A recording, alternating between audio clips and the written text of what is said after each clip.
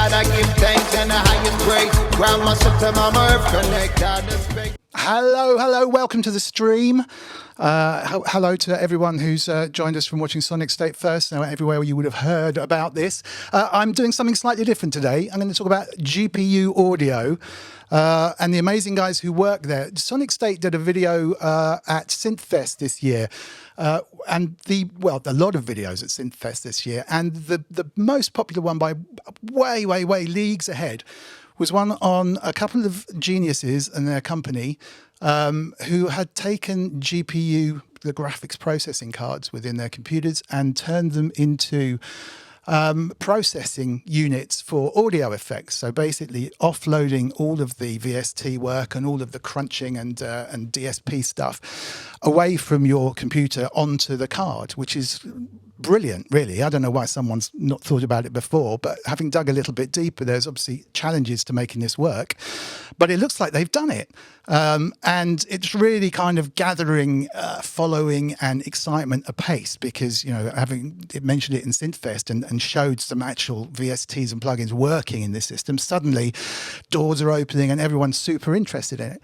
And I am super pleased to say that Jonathan and Sasha from GPU Audio are with me today. And I'd like to kind of talk about it and get to grips with how it works, what it does in a very friendly kind of way. Hi, guys. Thank you for joining me. Yo. Hi, Dominic. Hello, everyone. Maybe if you could introduce yourselves just quickly so we know who does what. Go for it. Go for it, Sasha. Yeah, so let's get started. I'm Sasha. I'm one of the co-founders of GPU Audio. We have many co-founders. I'm CEO guy. I'm trying to run the company, and it works sometimes. And we have the other guys. They are all engineers, audio engineers, and computer scientists that actually made this dream come true, because it was literally a dream to unlock the full power of your graphic card you have in your laptop or desktop. Gotcha. And here today we have my co-founder and CBDO, Jonathan. What's up, guys? Yeah, my name is Jonathan. I came to GPU Audio about 2 years ago now. It's been 2 years of a wild ride, lots of late nights. I think my first meeting I ever had with GPU Audio was a pitch in front of an investor who showed up about 8.5 hours late to his own meeting. So it was hilarious because we started the call at like 11 p.m. and I stayed up sitting with a cup of tea staring at a black Zoom screen until about 7:30 a.m. Did they go for the pitch? Oh, it was, yeah, we ended up meeting him, which we were all kind of wondering if we would actually meet him. So but anyways, yeah, so at the company, I'm CBDO, so I'm right now in charge of business development opportunities. So that's got its hands in a lot of different areas, but mostly in sort of setting up, marketing systems, setting up how we're working with third-party companies, enterprise models, for working with big tech companies, because, GPU Audio, really the broad in setting the vision for the company. The setting the vision means understanding that since we're tying together pro audio to an existing infrastructure of compute that has existed independent of audio for so long, there is this incredible opportunity to basically link these industries together. High performance or accelerated computing and pro audio don't need to be on their own islands anymore, and that's what I'm here for. So that's like my main mission at the company. But it does mean dealing with some huge, slow-moving corporations with lots and lots of departments and lots of firewalls against young upstarts coming in explaining that they can do wonderful stuff with their technology. I'm guessing. Yeah, absolutely. Yeah, and that's 100% the challenge of my role here. So, but it's a lot of fun because I'm getting to know people at, some of the biggest tech companies in the world that are interested in what we're doing, and, linking those people with the audio community has been wonderful, because you would be surprised, my friend, how many people have left audio companies to go work for companies like, NVIDIA and stuff like that. It's interesting. Oh, nice. Yeah. It's interesting how many pro musicians and producers are actually in that world, and have been waiting for an opportunity to kind of, bridge the gap. So wow. Oh, that's excellent. That's excellent. How many people are you now in terms of staffing numbers and people involved with the company? Yeah, it's almost about 40 people, and we have them located in 13 or maybe even 14 or 15 countries all over the world. So we have guys living and working in Armenia, in Paris, in Austria, in Bulgaria, in the US, obviously, in the UK, And here I'm in Dubai. It's just like everywhere. We are sort of Ableton style company when people just hang around and just, connect through Slack or any other messenger and work in these IT infrastructure fully remotely and provide some good stuff to people. Yeah. Perfect. And how long ago did you start work on this whole process? Oh man, so the entire story began at 2012. That was like the very first attempt. We tried to build something with GPU and we failed, obviously, because we tried to build the DAW and we tried to use some .NET technology, weird stuff we tried to engage with. And we failed them.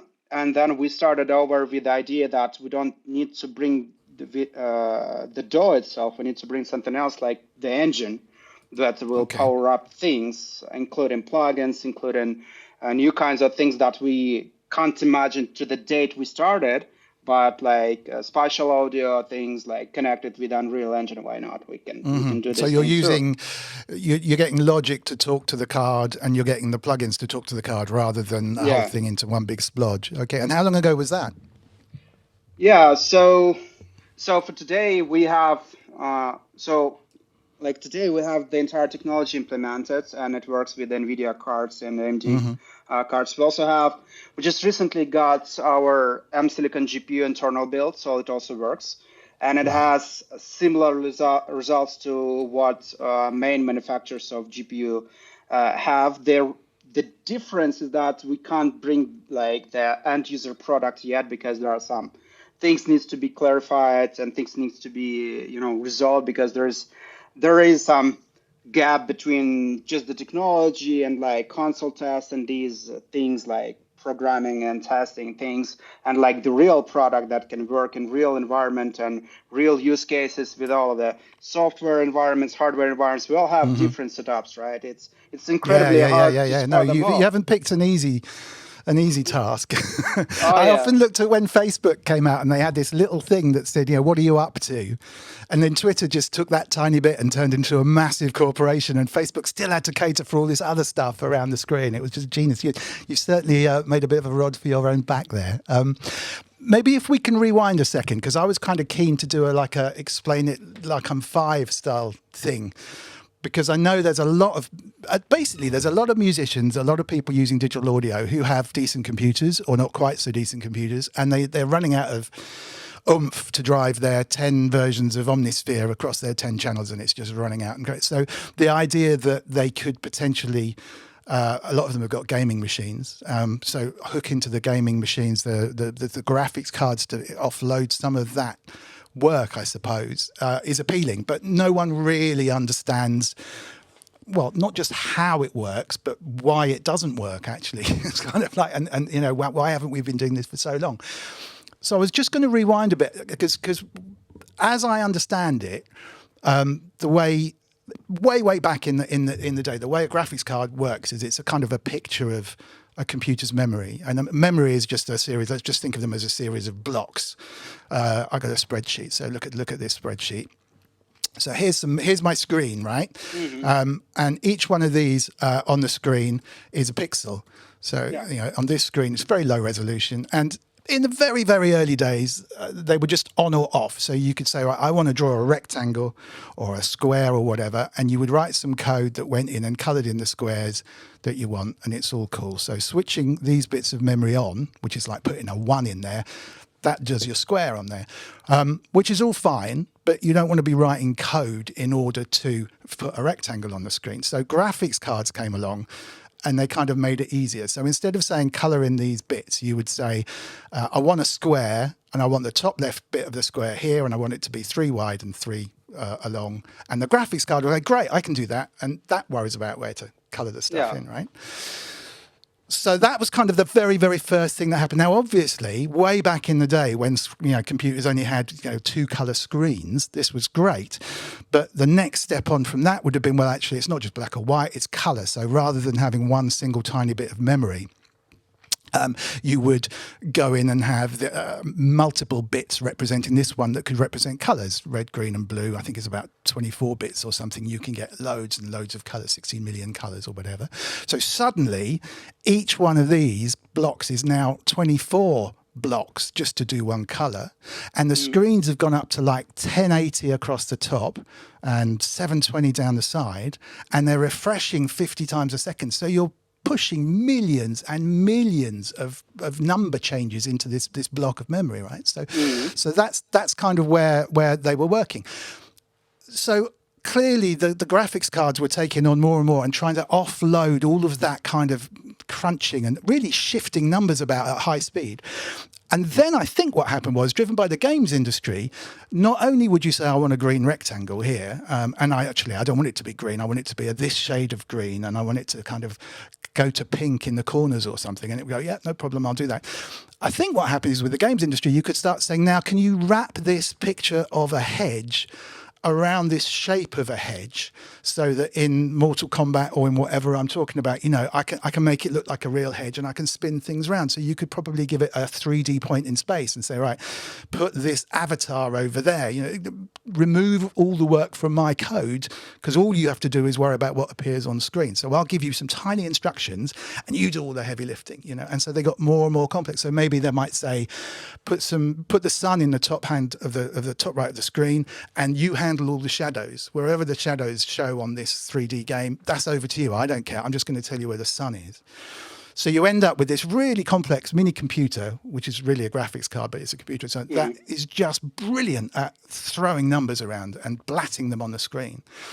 I have a feeling they've got like two screens as well. So they fill one, and then whilst that's showing, they fill the other one, and they push that to the screen, and they're kind of doing that constantly to keep the frame rate up. Anyway, so then just after that, some bright spark came along, and Bitcoin came along, and they said, oh, hang on a minute, we can mine Bitcoins with these things. These graphics cards are absolutely perfect to mine Bitcoins.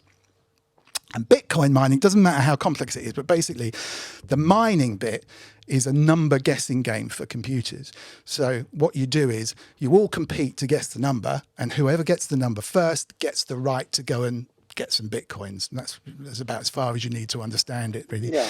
But that number is like me saying, okay, I've thought of a number, and you saying, is it 12? And I say, no, it's bigger than 12. And you say, well, is it 100? I say, no, it's bigger, and blah, blah, blah. But that number is roughly somewhere between 0 and 1 billion times 1 billion. So there's a lot of possibilities. And everyone is trying really hard with all their computers, squirting out 1 billion guesses a second or whatever that number is, until someone gets it, and the first in the queue who gets it. So there's something about a graphics card that makes it possible to guess 1 billion numbers a second and send that out to the Bitcoin mine and get an answer back. And I don't quite know how they relate, but clearly that's something, I guess, chucking big numbers around is what it does. And off the back of the graphics card side of stuff, clearly there's something that you've spotted in it that makes it work as a DSP. So that's the end of my, there's an explain it like I'm 5. Yeah. How does a graphics card work? Hopefully I've got it right. How does that work for DSP, and what are the challenges? How can you take something that just moves pixels around and make it flange my snare drum or something? Yeah, so basically you are right with a very simple idea like what the graphics cards are doing and still doing in our modern graphics computing, right? But today it's a little bit different, and graphics cards, GPUs are incredibly smart things and have a ton of the various blocks that were specifically created for very specific functions or very specific computing purposes. And those computing purposes can be various, like you can compute hashes. This is what is happening when you mine things and when you do some crypto mining and stuff. And when you do modern graphics, you usually work with tensor algebra and linear algebra, and it requires very certain units and functions to be processed on the GPU. So it is done in certain ways. And the problem is that algorithms that used to be powered with GPUs, they all can be have a really good fit to GPUs, you know, like you can run things for 2D spaces, 3D spaces, even 4D and 5D spaces whenever you do like ultrasonic scanning or like in medicine. Yeah.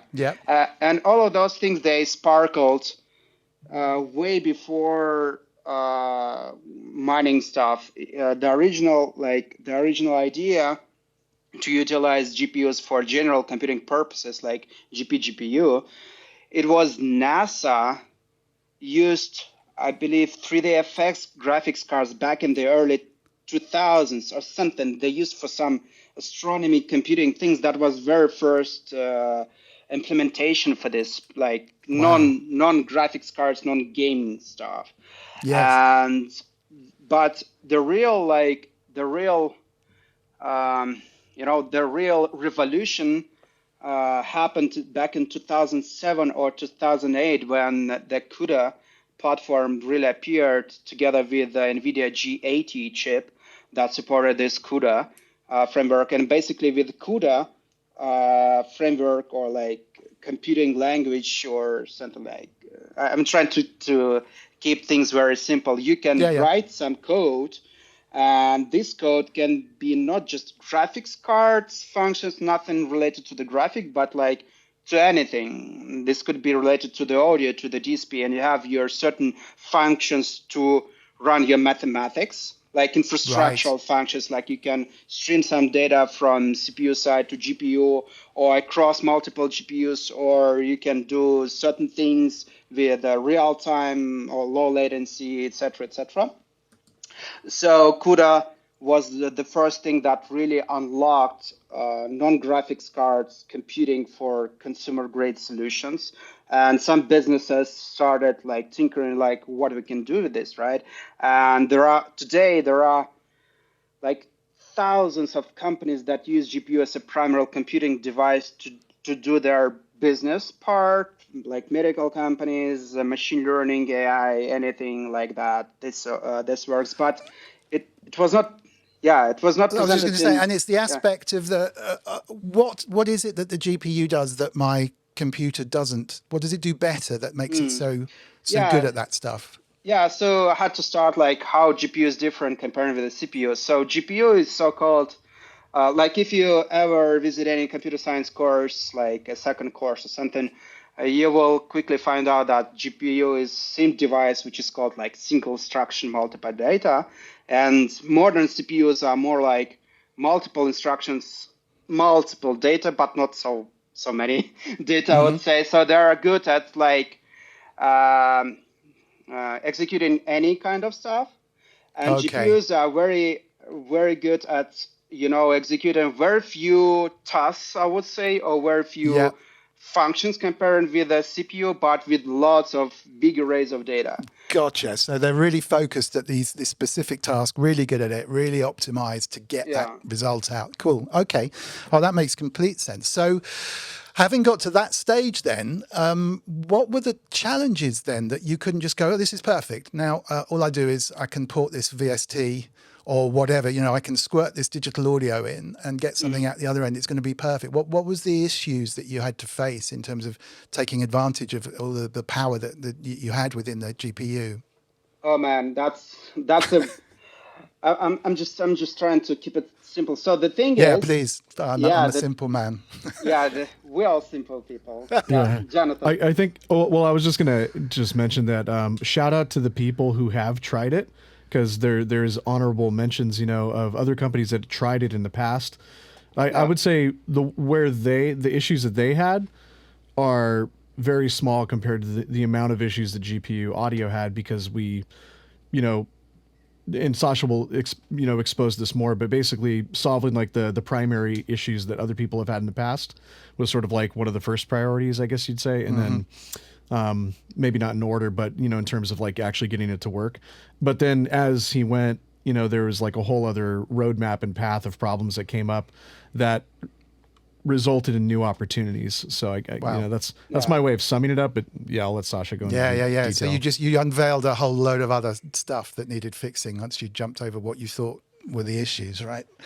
Yeah, when we usually pitch about GPU audio, we basically tell about three pillars, I would say, why GPU audio is happened as a technological company. So the first challenge we solved is that the mathematics that GPUs were a good fit for, like linear algebra and tensor equations, all of this kind of stuff. It is good for, basically describing algorithms that work with 2D spaces, 3D spaces, and so on, right?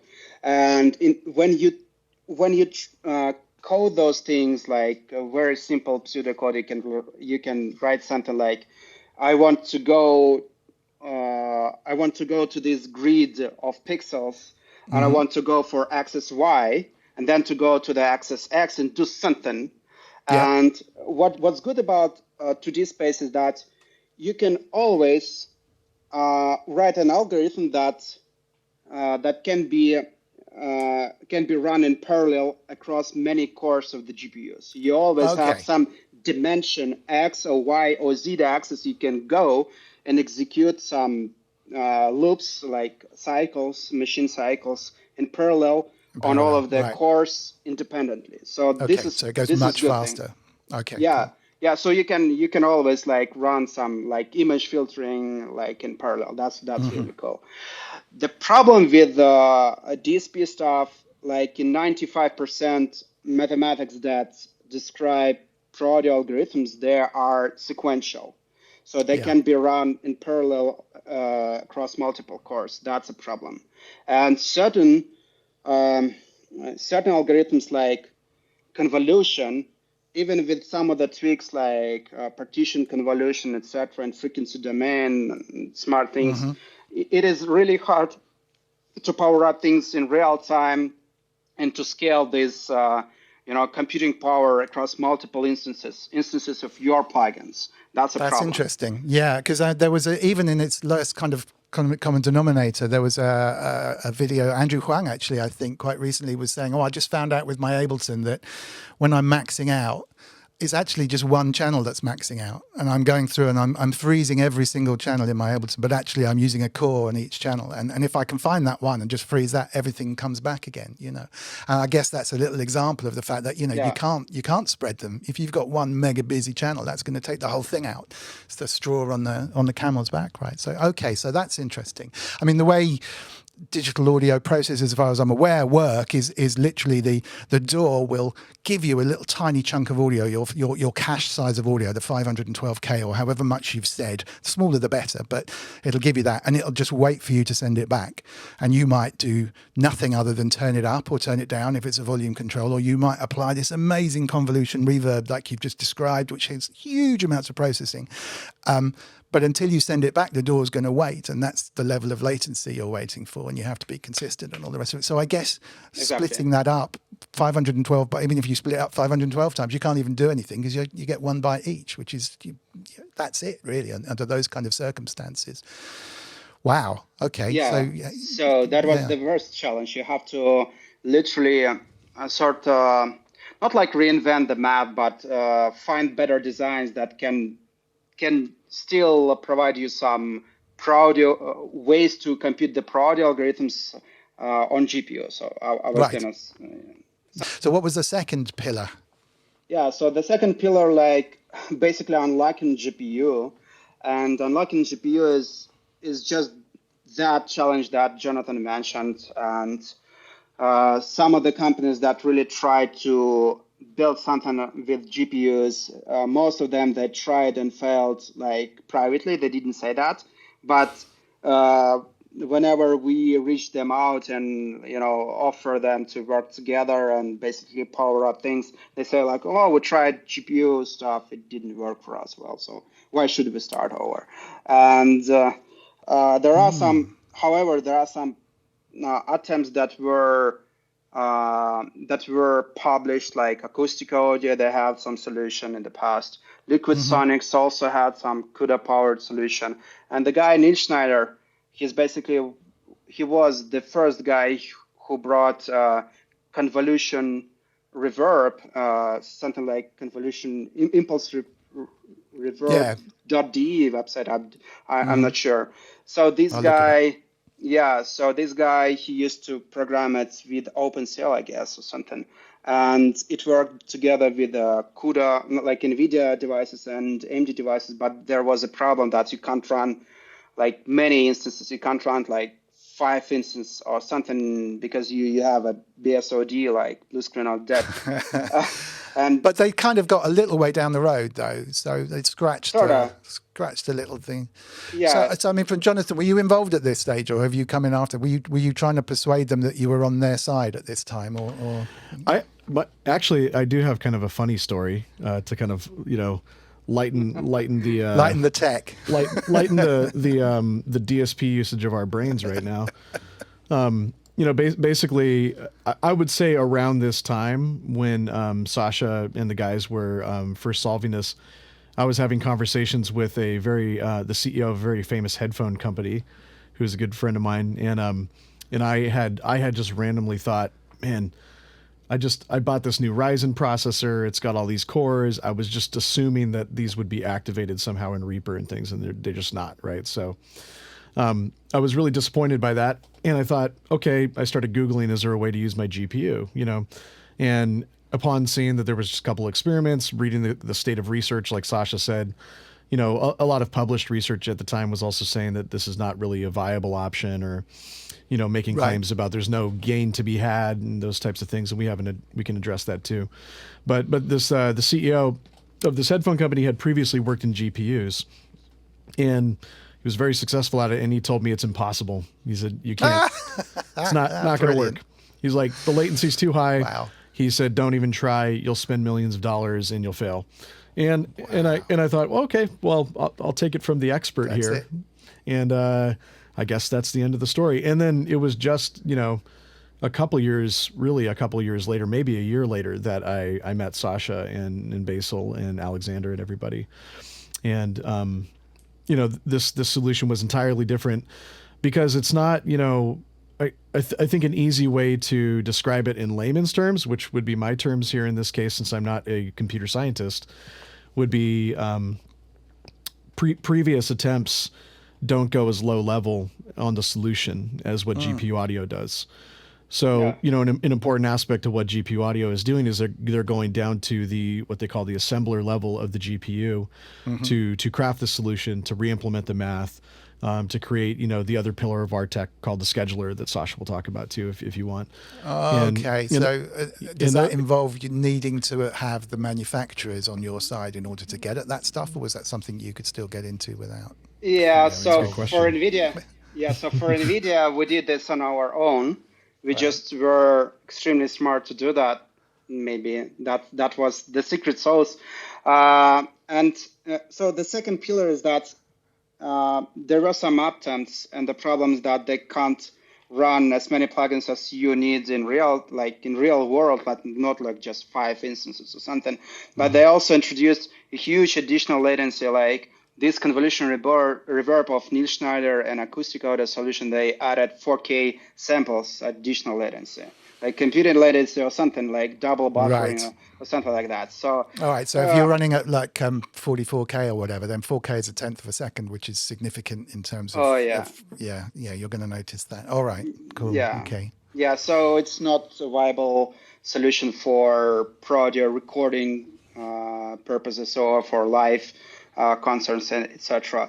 So the second thing is that we implemented sort of, you can call it like a virtual machine or something for GPUs, and this is called scheduler. And what it does, it schedules things on GPU. So it launches all of the workloads, all of the DSP math you put in the queue together from all of the plugins or software or tools you run with GPU audio. It just batches all together, then it transfers to the GPU with all the metadata, how it should be computed on the GPU, because it, like when you run like a sequence, like an FX chain in the track and stereo track, you have 2 independent channels. You have like first delay, then you have, I don't know, like chorus or something else. In chorus, you have a mid-side, you have to synchronize channels and like crazy things. You have to keep all those dependencies just for one track and you have the entire session running on the GPU, you have to keep all of this metadata, tell to the GPU, we are running this workload, transfer the input data, which are buffers, parameters of your knobs and all the stuff. And then you have to execute it extremely quickly, like super quickly, and then return it back. And we do this as fast as 150 microseconds. Wow. So you've knocked back the latency hugely at that stage, or is No. So without still the latency, but you just arranged it in a better fashion. Yeah, exactly. Gotcha. So for today's numbers, we can run up to 2,000 of convolution reverb channels on RTX 3090 or something within 1 millisecond latency and on your local GPU. This is numbers we have. In VST3 environment, it's limited because of some engineering problems we have with the VST3 standard. It was not designed for dedicated computing like that. There is AX. It was designed, and I hope that we'll have the entire potential of the GPU unlocked there. Or you smashed it, basically, haven't you? I mean, that's just incredible. Congratulations! What an amazing piece of work. I mean, if anyone's watching, hopefully it's not too technical. But the virtual machine that Sasha just mentioned, if you're not aware of what virtual machines are, they're computers that run on computers, really. It's a bit like if you emulate a PlayStation 1 on your PC running MAME software or anything like that, really, you can now spin up images of computers on a computer, which is how the cloud works, really. So what it sounds like Sasha's done is he's kind of built a computer to run stuff on the GPU, and then that's sort of sitting on the GPU, handing stuff backwards and forwards and moving everything about, which is just insanely brilliant, actually. So, wow. It's incredible stuff. Absolutely incredible. Yeah, just providing a few more details. So this is not like a sort of virtual machine, but this is a managed environment. When we run those pieces of DSP codes for your variety of plugins you run, like tens or hundreds of plugins you run in your session, we run tiny delay filters, and we run them together with your convolution reverbs that require different amount of computing power. Like for delay filters, you can have just 4 cores involved for computing itself, and for convolution reverb, you can have 256 threads or cores involved for this, and we run them together. We schedule them together. We schedule them with all the dependencies, like if you have a fixed chain with delay, chorus, and then convolution reverb, you have it. And we run. So this is how you're spreading it. This is how you're taking what's effectively a serial process, and you're spreading it out with this really clever schedule. Got it. Okay, I understand. Wow. Yeah. So, wow. Surely this can be applied to other stuff as well. Yeah, absolutely. Totally. Yeah, I mean, well, and it's interesting because the chaining is actually that's one of the things that a lot of people have brought up as a potential issue. They're like, hey, in theory, sure, it's great that we can offload a plugin to a GPU, but how are we going to be able to run chains and chains of effects? This is a major problem because, the way that the GPU is basically calling or, launching functions and stuff like that. There's an issue with understanding that and the sequential nature of how audio is actually processed, right, going through a chain or a pipeline. So there's all these, there's been a lot of people that have asked questions about how that's, fixed, and gratefully, because of scheduler and everything that these guys have invented, that's the solution to that problem. So, and I just wanted to mention one other thing too. Earlier you mentioned that some people, that, if there isn't a huge gain to be had by moving to GPU, then why would you want to do it? Offloading is definitely, one of the great things that you would want to do with that. Now that you can run hundreds or even thousands of instances of plugins in the right format by offloading, just offloading those processes has now suddenly become way more viable, because just offloading a plugin 10 years ago, when this wasn't really possible and when latency was high and when you could only run maybe 5 instances, people would probably rightly ask the question, why would I want to go through all the hard work to do that? But now, we're creating this entire suite of what I like to call bread and butter plugins, for audio production, that's going to serve not only as a proof of concept, but will also serve to allow people to offload a lot of the basic processes and a lot of the stuff that normally, nickels and dimes your CPU to the point where once you load OmniSphere, you're screwed, right? So it's not just because OmniSphere takes a lot of CPU. It's because you're also using CPU for everything else, and you don't have the headroom, right? So simply removing it onto something is already, 100% improvement on that. In my opinion, yeah. And I think actually the majority of our, what I would say is like more casual producer users who are just making music and having fun and stuff, and maybe not necessarily working at Capitol Records or something like that. Most of these people are interested, like highly interested in just running as much on the GPU as possible because they've got that dedicated, plugin that they've fallen in love with that takes a lot of CPU. Yeah. But then on the flip side, other algorithms greatly are enhanced, in terms of performance. I mean, we're talking 40x, sometimes 100x performance, depending on what the algorithms are, what the environment is, that type of thing. And then, of course, as you just mentioned, not only running plugins. I mean, we're sitting here like going really deep on plugins, but you're talking about DAWs. There's companies that are approaching us for hardware collaboration, for making dedicated DSP hardware boxes, for very specific sort of boutique use cases and things like that. Virtual stages, approaching us about how to implement this in real-time live production environments and things like that. So it's brilliant. Absolutely so it really does spread out, and that's because of the way that we're making it possible as an SDK, as an environment, as a middleware. So that's something that I think would be so really relevant. you're being taken seriously at last. So people are actually opening their doors and going, right, you've proved it now. We'll talk to you rather than do you still getting a pushback? Yeah. So one of the core.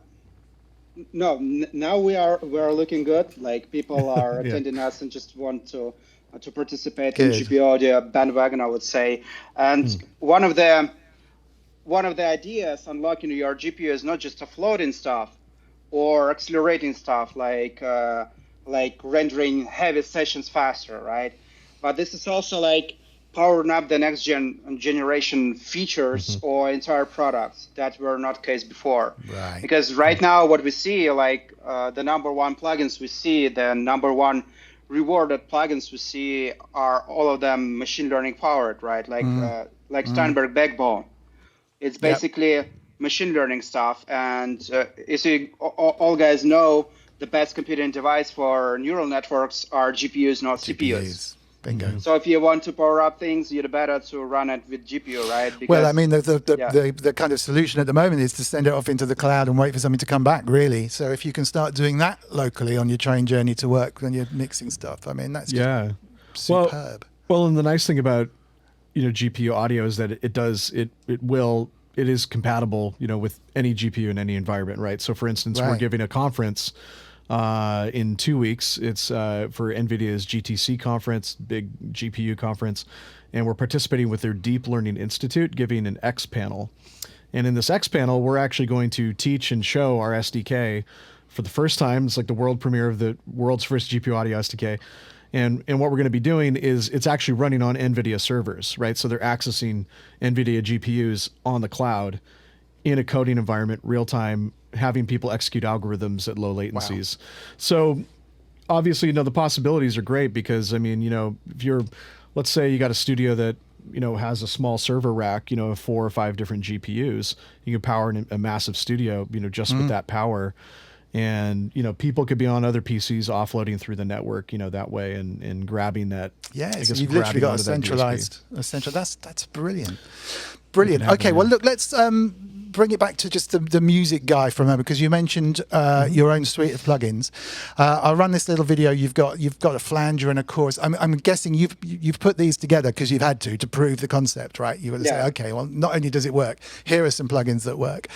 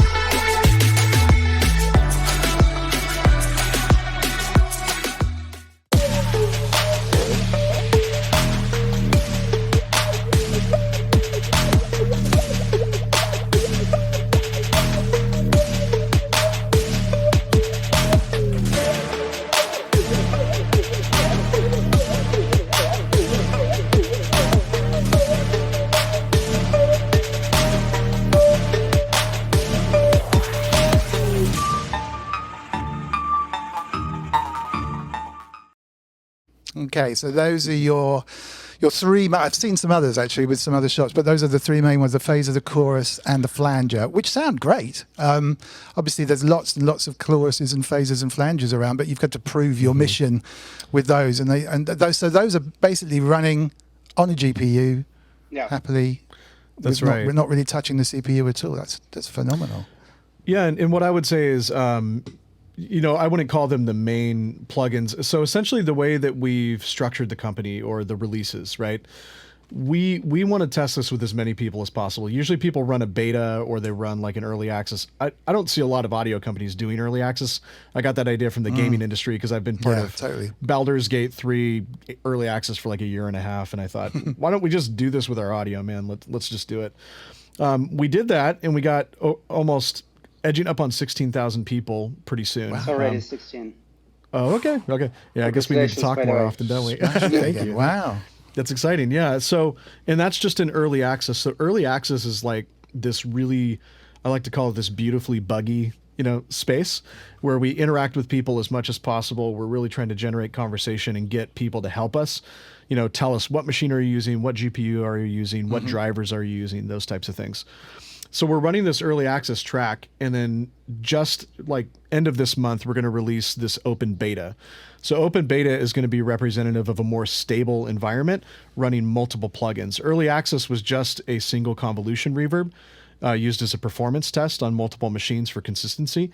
The beta is going to be a whole suite of plugins rolled out in multiple bundles. So the first bundle is the modulation bundle, and that's where we have those three effects represented. But then there's going to be other bundles with other effects ranging from, dynamic EQs, delays, all kinds of stuff like that. We even have another expanded reverb that's going to come out. It's like a hybrid convolution reverb called Fireverb. That's pretty awesome. And we even have a VSTI. We've got, the world's first GPU powered synthesizer coming at some point. So there's a pretty long, I guess you'd say, roadmap of products that are in the pipeline. But we still want to test them out in, again, like an open beta way. And then essentially once those go to market, there will also be a bunch of third-party products that other people are developing with us. And at that stage, we can start to expand. Yeah. Because I've released a plugin called Incinerator. There's a lot of kind of boutiquey kind of plugin developers. Killer. What does it involve in terms of taking that and making it work with the GPU? So, for example, I think Incinerator is built around the Juice framework, as is many, many other ones. Totally possible. So in terms of releasing it, is there a lot of work to do to actually, is it an API-based call in there? How does that actually function? Yeah, so we usually work in two ways. We can work directly with direct partnerships, so we can work together and we can do some stuff for you or just the entire stuff for you. It just depends on the type of the partnership, whether we are aiming for bringing something totally new that doesn't exist and even doesn't exist as a concept. And if you have a concept, if you have a dream plugin that you really want to power up with something incredibly performant to make this thing to build this thing, to create it, we can do that definitely. But if you just want to, port an existing kind of thing. Improve or enhance your existing product and you want to migrate it, and as long as it's like it is written code or C++ or JS or anything, or just DSP scheme, we can port it for you. Wow. And this will be your IP still, and you will be free to monetize it. We just want to make more GPU audio powered products with the time. We want to build the GPU powered ecosystem, That's great news. No, that's really, really good news. Yeah, I was going to say, you seem to be quite open about not trying to own everything. Do you know what I mean? Clearly, you're onto an extremely good thing, and you've established yourself in the market in a very strong way, and you're doing an amazing, amazing work. But you're not actually kind of shutting people out. I really admire. It's a gaming mentality. I think you touched on it earlier, actually, Jonathan. It's the kind of like help us to help you, and we'll all get to the place where we're heading for. So the open beta stuff really works like that. Yeah, that's the dream. I think about this all the time. It actually makes me I'm the emotional guy in the company. This is funny. We always have this joke, about Sasha's like made of steel and I'm made of butter or something. But yeah, it kind of makes me melt a little bit inside, just thinking about how,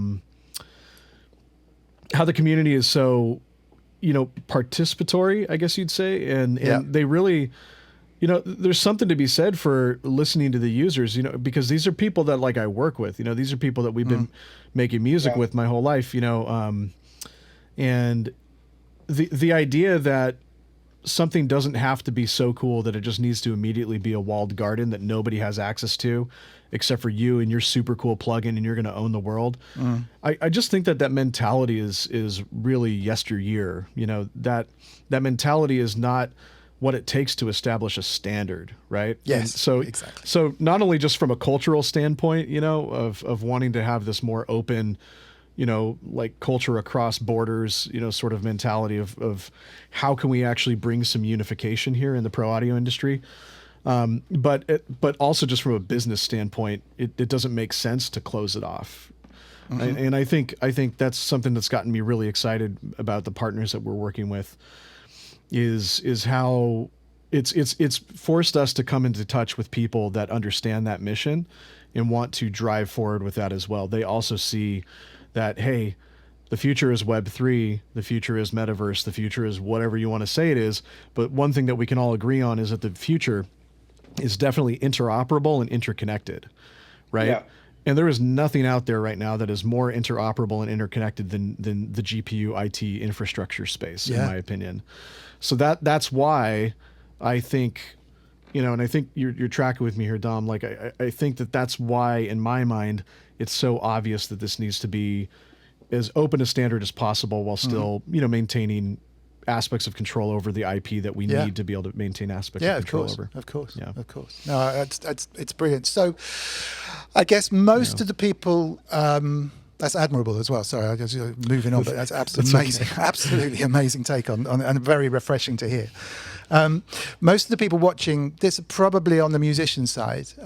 So in terms of how can they get involved, how can they help, and how can they try this out for themselves? Obviously, we'll put links and stuff below here, but what's the best way of getting involved with you guys kind of now in terms of getting into it? Yeah. Really? Yeah, so actually this also sort of the answer to the previous question as well, because I was going to say there is a second option that the first option, we can partner together, we can work for you, with you. And the second option is that we can actually just release GPU Audio SDK, and this will be happening in just 2 weeks. We will reveal some parts during the conferences, and you can build some stuff on your own, just like type in, like write in the very regular almost very regular C++ code. So musicians and producers and users, how they can help, they can actually help us building the ecosystem of products. And, just sharing and spreading the world, the message, the idea that there is new standard that is uprising. This standard democratizes and utilizes the power that I, like a user, I was not able to unlock before these guys. And the best way you can do it, you can share stuff, and you can also bring some cool ideas like how we can all partner together. I mean, like the other businesses and GPU Audio, to bring your dream product come true, like I can imagine like 100 users like bombing Twitter of acoustic audio and telling like why you guys can't collaborate and build something together because I'm eager to buy it. Like, please bring this idea. This is the best way you can help us today. Fabulous. Well, I mean, I hope you'll get completely 100%. Inundated, because that's just absolutely brilliant. The world it's the moon on a stick department, isn't it? Just send an email in with the most amazing stuff you can think of, and it might work. It's stunning. It might, I mean, I think pro audio companies really do listen to their users. That's something that they're good at. And the ones that don't usually fail and disappear anyway. So, or people just like bomb the hell out of them on Reddit and stuff. And then they just, and everybody's like, oh, we all know that company, So, I think that there's a real opportunity here for the community to band together to create a movement, because I mean, we're moving forward no matter what, but I think in order for users to get involved, definitely like putting out the word, spreading it out. We're going to be planning some events too that are going to be really fun, that are going to help people get involved. So first of all, they can go to earlyaccess.gpu.audio That's the website, earlyaccess.gpu.audio. There, they'll be able to download the convolution reverb. A lot of people have already downloaded it. Use it a few times, use it on a project, just use it to test it, send us a bug report. That's all we need. Because that's really helping us to work out the compatibility for beta. Beta will drop in September, like by the end of September here. And it's going to be basically on the same website. Just get rid of early access, just gpu.audio. So gpu.audio, all the updates will come. Excuse me. And then the other thing that I was going to mention is that we're starting to run some sort of interactive stuff with our community. So our Discord channel, every Friday, we have live AMAs or YouTube live streams. Those we meet with people like yourself, Dom, have these great conversations about the future of technology, about other people's companies. We try to feature other plugin companies too and other developers because, again, that's the culture we're establishing here is it's not all about GPU audio. It's about what will be made with GPU audio. Yeah. And frankly, it's also just about other people that are out there innovating because there's a lot of smart people in the world. So that's why we do those on Fridays, usually 10 a.m. Pacific time. We might change the time, but we'll see. The other thing is on September 16th, we're going to be launching a sound to picture competition and sweepstakes. It's in collaboration with a really great agency called Magical Threads and Headliner Magazine in UK. And this is going to be really cool. There's a new sort of horror, supernatural, Western thriller IP that's being released. Their Kickstarter went to 130% in about 2 hours. Oh, fantastic. So I think it's a crazy, awesome project. Yeah. So if people want to check it out, just go to 2 hours, man. It was crazy. I was watching it happen. Crazy. Yeah. Oh, yeah. Wow. So the IP is called The Few and the Cursed, and it's this really cool IP. And we got lucky enough to meet up with these guys from Magical Threads, and they connected us with this IP, and they said, hey, we're actually putting out some short films. Is there a way that we can interact with GPU audio? So the idea that we had together in conversation was, look, we've got a community potentially of tens of thousands of users, amazing post-production people, amazing composers, amazing, musicians and producers, sound designers, all these guys, right? And I thought, okay, guys and girls and everyone in between. So I thought, how can we get all of these people involved to maybe create some sound to this? So we're going to have webinars where we have, executives from, Amazon, former Disney, I think the creator of CIS, the founding producer of X-Men and Transformers is going to be there. They're going to have webinars where they talk about best practices of sound to picture and things like that. And then finally, there's going to be, thousands of dollars in cash prize, hardware prizes and stuff. Wow. And the point of that is really just to build community, right?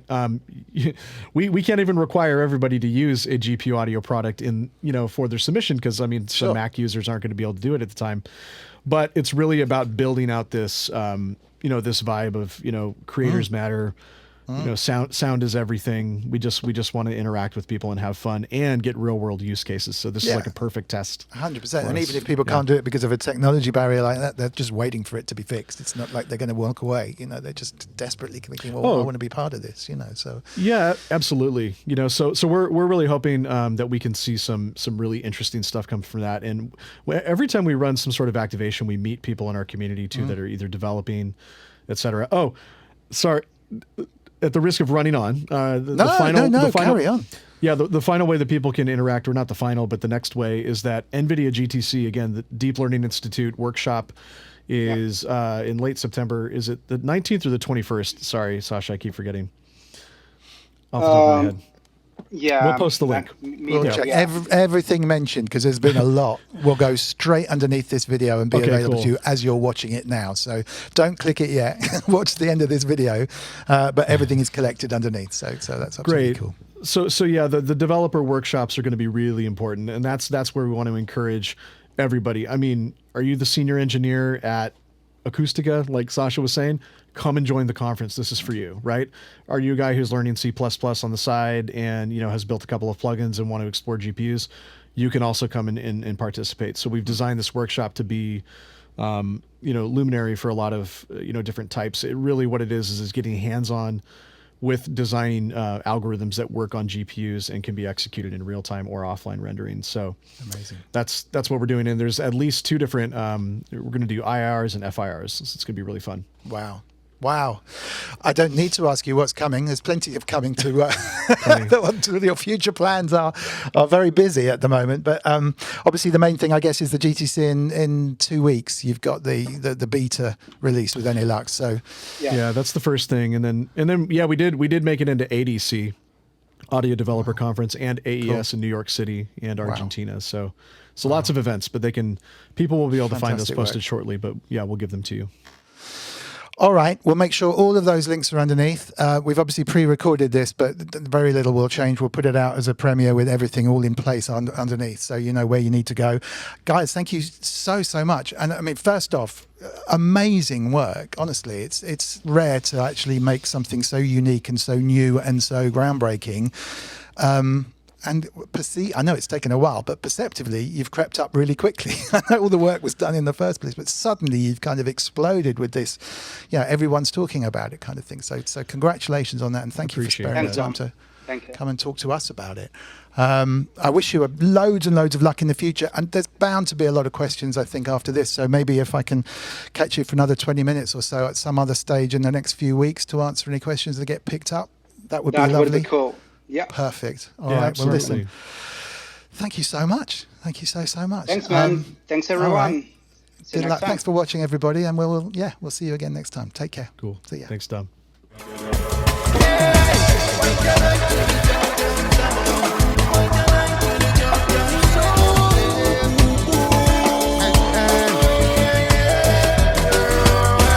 Urbanist connect so with the earth pipe, link up the harmonized, bless the termite. But beyond obsolete blessings, a birthright. To live a language a la forming us out worldwide. Cosmic love energy, I go herbicide free, organically, miss their worthwhile. Watch the way one of you take term points in terms of definitions and long termites. Yes, I check the eye. One side is defined by one side the other. I.e. I am an ideas man. I assign too much of the qualities of my child.